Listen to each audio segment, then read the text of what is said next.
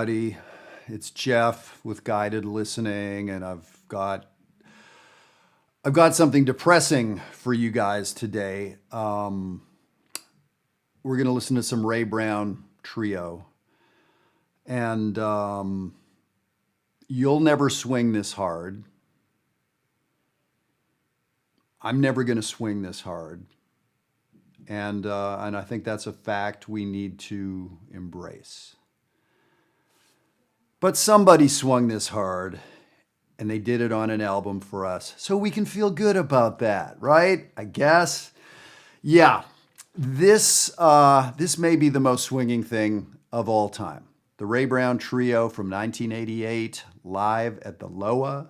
So the Ray Brown Trio, Ray Brown on bass, who of course we know from Oscar Peterson and about 14,000 other albums. The great Gene Harris on piano. If you've never heard Gene Harris, and he's an unsung hero, yeah, you're gonna lose your mind right away. Jeff Hamilton on the drums. Holy smokes, an amazing, amazing group. They're doing the song Summerwind. And there's no saxophone on this. There's no trumpet on this, yet it's legitimate music. I find that shocking too. I don't know if that's depressing to you, but I guess it's possible to make music without tenor saxophones. We're all learning a lot here today. There's so much on this tune. I've been thinking about how to talk about it, so I decided to stop thinking about it because I don't know how to organize my thoughts here. One way to think about it is the orchestral big band way that Gene Harris is playing the piano. We're going to hear a lot of block chords. The way the bass and the drums are playing in a big band kind of way. This is a definite way piano trios play, where they're mimicking a big band. What do I mean by that? You're going to hear places where all three of them are playing unison rhythms. Usually the bass is walking quarter notes. Usually the drums is doing whatever they want based on the swing pattern, right? Usually the piano in this setting would be playing a melody or solo in the right hand and comping in the left hand. Things aren't connecting in a unison rhythm kind of way. We hear unison rhythms a lot in fusion music. That's kind of a cool sound. Also heavy metal, a lot of unison rhythms. Unison lines happening together. It can be kind of cool. So we're going to hear a lot of that. And that's also part of big band writing sometimes. So there's a real big band aspect to this smallest of ensembles, a trio. So I want you to be listening to that. This swings so freaking hard. What is that about? So it'll be interesting to listen to that. If you've listened to some of these guided listenings, I like to point out the difference between when the bass and the drums are in a two feel. In other words, sort of playing half notes, let's call it ornamented half notes. 1, 2, 3, 4, 1, 2, 3, versus walking in four, which might be a more standard kind of thing that we expect from bass and drums in a jazz tune. So we hear some of that in here. And so much great blues gospel language. It's also a wonderful arrangement. What happens where? And now there's only three musicians, right? In a sense, there's only three sounds. Now the drummer can play brushes or sticks. We can play in a 2 or a 4, but you would think there's not a lot of parts to move around. It's really an ingenious arrangement, and you'll hear what I'm talking about. I'll try to talk through it for you here. So, grab your depression medication and let's get to work here. This is the Ray Brown Trio, live, 1988, Summerwind. Ladies and gentlemen, the Ray Brown Trio. I like having a little applause to start off with. Listen to the first two notes. These hits. Unison rhythms, those arrangements. That was figured out ahead of time, right? And that's walking and swinging, and now downshifts to a two feel. Did you hear how the energy went from blasting? I want to do that again. Let's listen to that again. The intro was banging, right? It was like, woo! And then it downshifts. So that's a big decision.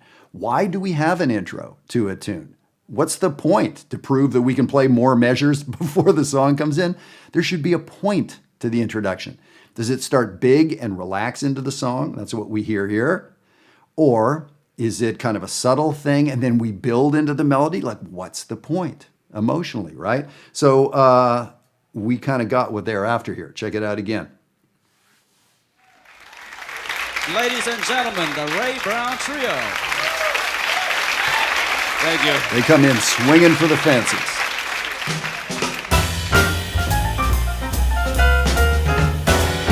Woo! Man.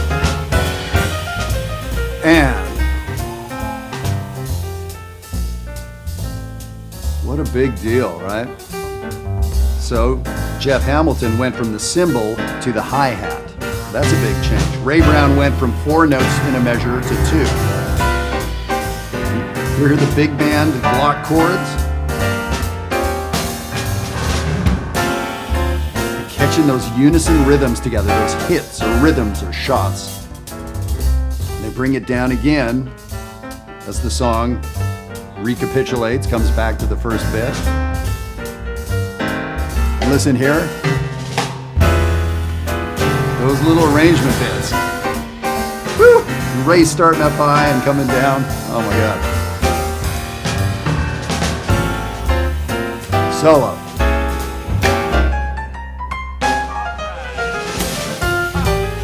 Woo-hoo-hoo! I should be depressed, but I'm smiling.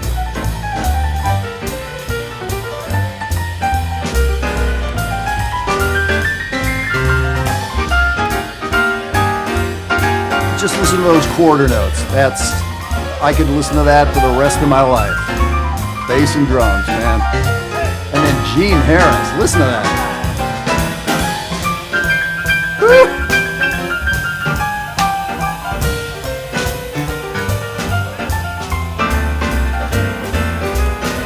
So, you know, very much coming out of the Oscar Peterson kind of style, but you know, Gene Harris is of that generation, maybe half a generation later than Oscar. One chorus solo, and we can hear it's kind of coming down to bass solo, just a short one chorus solo. Jeff Hamilton moves to the hi-hat. So now he's on sort of a brighter cymbal to stay out of the way of the bass. Interesting. You can hear Ray singing along, and he's talking and yelling and singing along. It's great.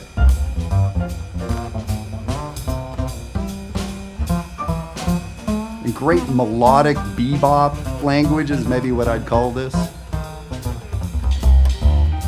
Listen to the piano. So far back, but still comping. That's a lesson. How to keep the comping under and supporting. Now, was that something they did in the mix for the album? Maybe, but I guarantee Gene Harris is playing like that acoustically. Now, this is a second chorus, by the way, of bass. One chorus piano solo, 2 choruses of bass.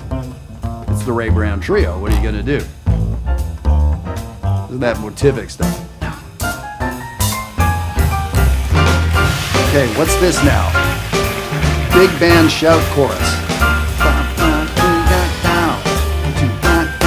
Classic big band shout rhythm. Now what happens here? So a send-off for the drums is what we'd call that in big band. And what's going to come next? Very same thing, the same shout chorus.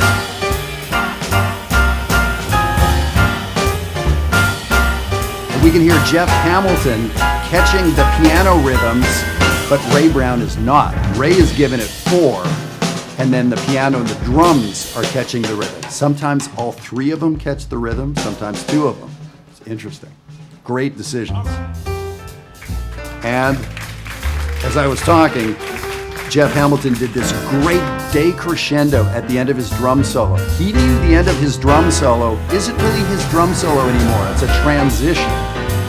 So Jeff Hamilton knew what was coming up. He didn't just play everything he knew till the end.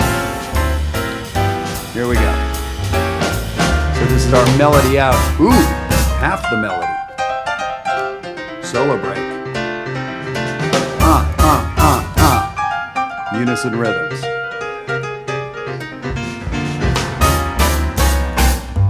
Ray Brown.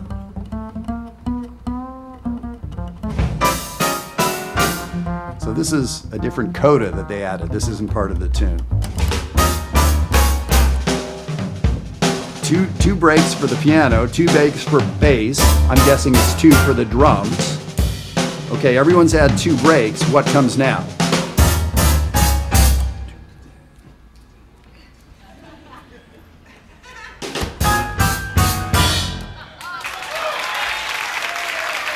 Yes, that is the appropriate response. Yell and scream for that. Damn. So like I said, so much going on. We could go back another 3 or 4 times and just listen to decisions that Jeff Hamilton made on the drums, just what Ray Brown did, any of those solos, just talking about the arrangement. But it was so well crafted, and that's a short little tune. Now that's the first tune on the album, and it sounds like it was the first tune of the concert, right? And it makes sense. So of course, with editing, they could say the Ray Brown Trio, all the applause, and they could just edit in the 9th tune they played. But I think that literally was the first tune. I wasn't there. I'm going to say it was because it was grab you by the throat and let you know what this concert's about, which is swinging, right? And it was short. We got to hear from everybody. So we heard that great intro that came down into the melody. In the melody, there were some unison kind of hits. There were moments where the band connected. It wasn't just everybody swinging really nice and great. There were those moments the band came together. Then 1 chorus piano solo. I think it was 2 choruses of Ray. Then it was the shout chorus thing with drums. So call it sort of a drum solo with the band calling and responding. And I want to say the head out was only half of the head. I never noticed that before right now, but they didn't do the whole 32 measure head out. I think they just did 16, I think. So that was 4.5 choruses. So intro, 4.5 choruses, and then the stop time coda that they did. So maybe it added up to 5 choruses, maybe 5.5. So a very short and concise statement, especially for a jazz band where most songs are 8 to 15 minutes long, and especially live where we tend to take our time more. So that was really sculpted. And now I'll tell you, all the other tunes on this album are longer than that. So we're seeing great band leading there. Ray Brown understands that the first song may not be the song that should be 14 minutes long. The arrangement of, because, just hearing 3 instruments serving the same role for an entire night could get boring. This was incredible, the way they really rehearsed. So we can tell this is a band. These are not 3 great players that got together and played a gig and played some standard tune that a lot of people know. No, this was a band, and we can hear the rehearsal in there, but we can also hear the spirit and the life and the joy and the swing and all of that. So I started out kind of depressed, but I'm feeling better now. That's interesting, and that's actually kind of historically how music and the blues works. We're going to do a little ethnomusicology here. That's kind of, when you think about the blues, right? The blues is depressing. And when you think about the African-American experience, plenty to not feel great about when you were in that situation, right? That's where the blues came from. Yet the blues can sound happy, right? So what's up with that? If we're not feeling good and if we're depressed and if we hate our situation, what do we have to be happy about? Well, that idea with the blues that when we come together, when a community of people come together, and when we start making rhythm together, and when we start complaining, the lyrics are, complaining about this and that, and when we complain together, before we know it, things start feeling a little bit lighter, right? So that's actually, little bit about how the blues works and how communal music works in traditional African society. which is what I studied when I did ethnomusicology. But of course, we know that as human beings, when we come together, when we share, when we complain a little bit, before we know it, things feel a little lighter, and there may be a smile gets cracked on the other side of the room. And before we know it, we may be laughing about our troubles, right? So I started out depressed. I know I was trying to depress you too. That was so swinging, right? So how could we ever approach something like that? What I would say is play along with this track. Put this on and play your instrument. Sing along and just feel yourself being carried along by the wave of these three amazing musicians.